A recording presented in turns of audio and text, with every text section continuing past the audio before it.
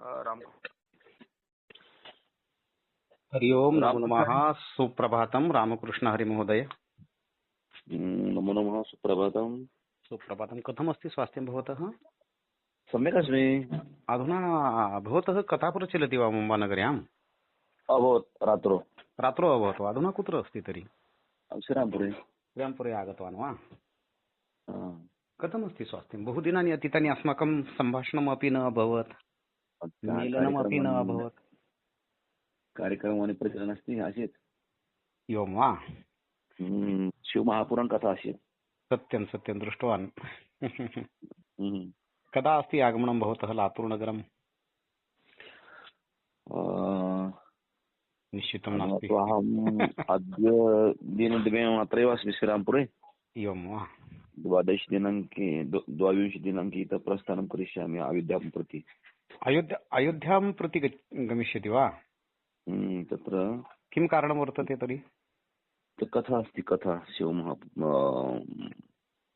श्रीमहाराज व्यास महोदयस्य कथा अस्ति। एवम्।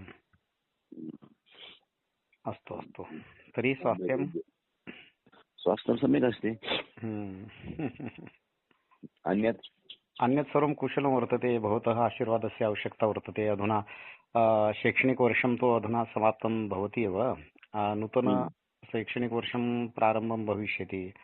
छात्राः विशेषवर्गस्य कृते, वसतिगृहस्य कृते बहवः छात्राः आगच्छेयुः। एतस्मात् कारणात् भवतः आशीर्वादम् आवश्यकमस्ति भोः। कथं वदति भो? नैव महोदय, कथमस्ति, अहं तु बहु प्रयासं करोमि, परन्तु अस्मिन् वर्षे तु अष्टमीकक्षायाः द्वे बालकाः आसन् मम समीपे विशेषवर्गस्य कृते।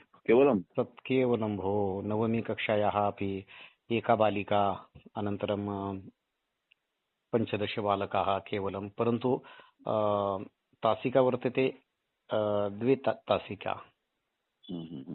तदनन्तरं दशमी कक्षायाः तु केवलं 15 बालकाः एव आसन्।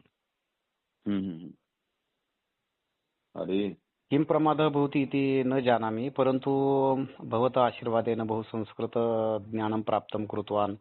तदनन्तरं प्रामाणिकतया सर्वेषां छात्राणां कृते अहम् अध्यापनस्य कार्यमपि करोमि।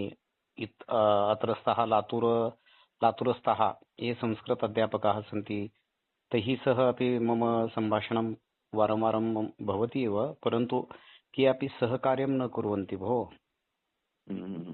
किं कारणं वर्तते इति न जानामि।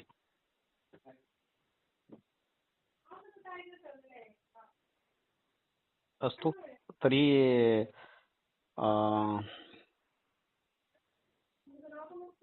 इतः परमपि वीडियो बहु निर्माणं करिष्यामि, प्रेषयिष्यामि सर्वेषां कृते वाट्सप् फेस्बुक् उपरि।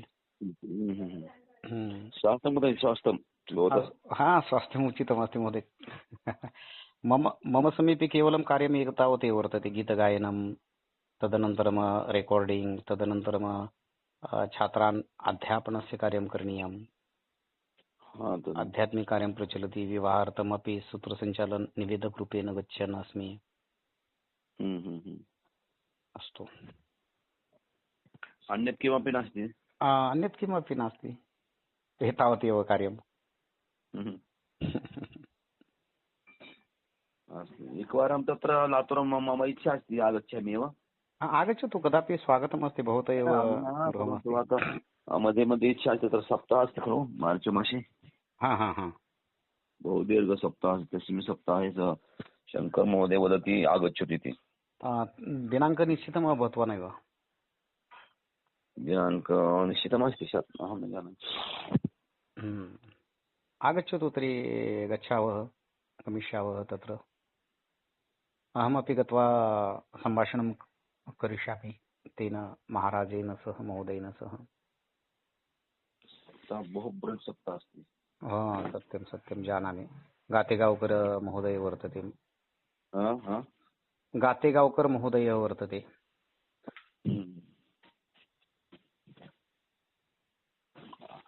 स्वास्थ्यं रक्षतु। हाँ जी, रक्षामि। जानाति भवान्, टाटा पञ्च गाडी अस्ति, टाटा पञ्च।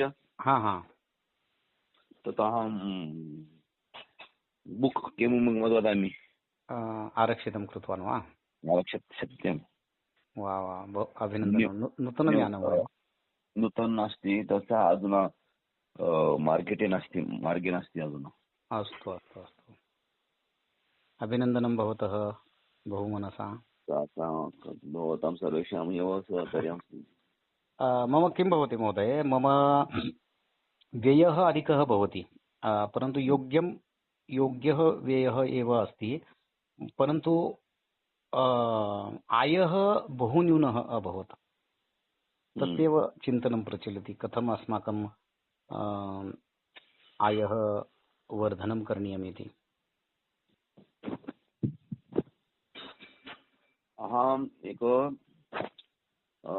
कथाकीर्तनानि अपि प्रचलन् अस्ति।